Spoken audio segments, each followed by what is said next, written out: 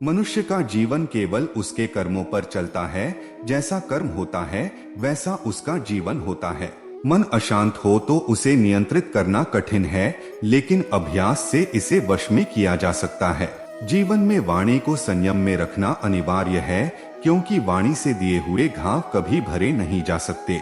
जब हम स्वयं जीवन के शिल्पकार हैं, तो चलो हम अपनी मुश्किलों को हराते हैं, जीवन में मुस्कुराते हैं।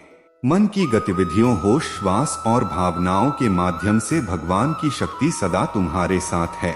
भगवान श्री कृष्ण के विचार, एक बार माफ करके अच्छे बन जाओ, पर दोबारा उसी इंसान पर भरोसा करके बेवकूफ कभी न बनो। वह जो इस ज्ञान में विश्वास नहीं रखते, मुझे प्राप्त किए बिना जन्म और मृत्यु के चक्र का अनुगमन करते हैं।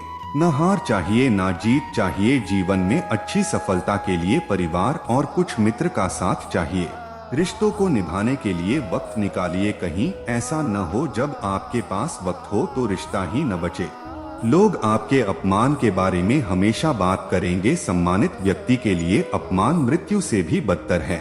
जो दूसरों की तकलीफों को समझते हैं, जिनमें दया है, दिल से अच्छे हैं, उन्हें दोबारा जन्म लेना नहीं पड़ता। जीवन में आधे दुख इस वजह से आते हैं क्योंकि हमने उनसे आशाएं रखी जिनसे हमें नहीं रखनी चाहिए।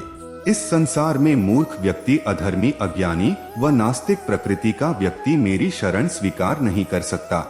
ज्ञानी व्यक्ति को कर्म के प्रतिफल की अपेक्षा कर रहे अज्ञानी व्यक्ति के दिमाग को अस्थिर नहीं करना चाहिए। जीवन में समय चाहे जैसा भी हो, परिवार के साथ रहो। सुख हो तो बढ़ जाता है और दुख हो तो बट जाता है।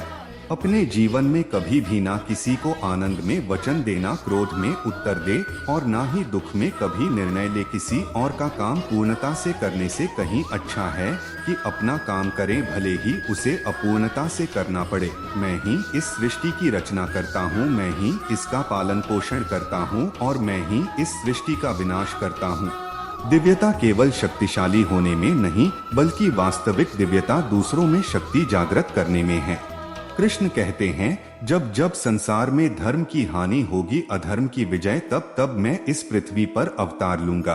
अमीर बनने के लिए एक एक क्षण संग्रह करना पड़ता है, किंतु अमर बनने के लिए एक एक कण बांटना पड़ता है।